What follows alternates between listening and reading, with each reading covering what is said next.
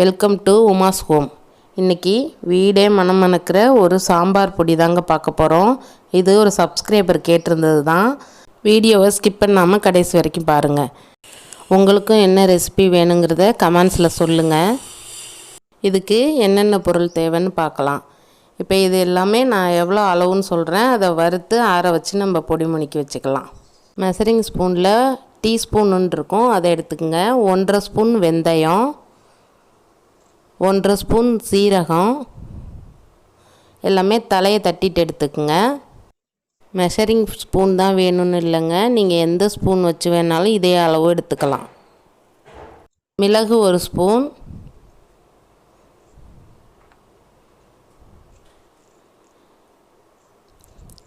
கடலைப்பருப்பு 3 ஸ்பூன், முழு மல்லி 4 ஸ்பூன் எடுத்திருக்கேன். எல்லாமே ஒன்றா போட்டு எண்ணெய் இல்லாமல் ட்ரை ரோஸ்ட் பண்ணிக்கலாம்.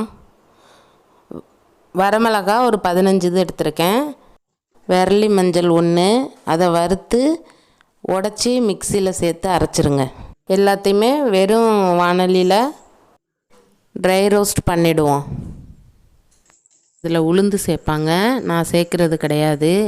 ஏன்னா சாம்பார் சீக்கிரமே கெட்டு போனது மாதிரி தெரியுது, அதனால் நான் உளுந்து சேர்க்குறது கிடையாது.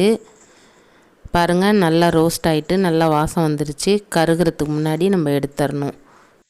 ஒரு தட்டில் கொட்டி ஆற வச்சிடலாம். இப்போ எண்ணெய் சட்டியில் 2 சொட்டு எண்ணெயை ஊற்றி மிளகாயை வறுத்துக்குவோம். என் சேனலை இப்போ தான் ஃபஸ்ட்டு பார்க்குறீங்கன்னா சப்ஸ்கிரைப் பண்ணிக்கோங்க. பக்கத்தில் இருக்க பெல் ஐக்கானை கிளிக் பண்ணி ஆல் கொடுத்துக்குங்க. இந்த வீடியோ பிடிச்சிருந்தா ஒரு லைக்கும் கொடுத்துருங்க. நல்லா ஆறிடுச்சுங்க. அதை கொஞ்சம் கொஞ்சமாக போட்டு நல்லா நேவாக அரைச்சிக்கலாம். சாம்பார் பொடி கொரன்னு அரைக்கக்கூடாது, நல்லா நேவாக அரைச்சிக்கணும். முடிஞ்சால் அரைச்சி சலித்து கூட எடுத்துக்கலாம். நல்லா நேவாக அரைச்சிங்க, அப்போ தான் குழம்பு நல்லா திக்காக இருக்கும்.